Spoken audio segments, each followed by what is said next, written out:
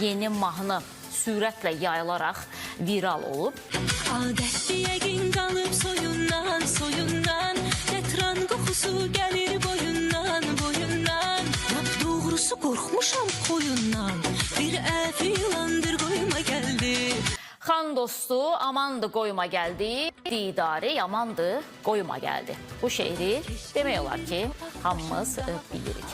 Amma bu Mirzə Ələkbər Sabirin şeirinin bu formaya salınması, mahnı formasına salınması və bir də ki, 6-8 ritimdir deyəsən bu ki, oynamaq olur da və bu formada təqdim olunması sosial şəbəkə izləyiciləri tərəfindən çox sərt şəkildə qınalıyır. Sosial şəbəkə izləyiciləri bu mahnıya hansı şəkildə öz fikirlərini bildiriblər. Səmədli yazır ki, vəssalam da. Sonra digər izləyici yazır ki, yazıq kişi bilsə yazdığı şeiri bu hala salacaqlar, özünü yorub yazmazdı. Narin Tovuzlu da yazır ki, yazıq Sabir. Aysel yazır, anlamadığım odur ki, necə olur belə bir şeyə icazə verilir? Axı bu ədəbi və bədii irsin korlanmasıdır. O şeirlərə deyilməsə olmazmı? Digər birisi yazır ki, Nəsimidən Sabirə böyük irəliləyiş etmişik. Rəşidə Ağabəyevanın fikirləridir.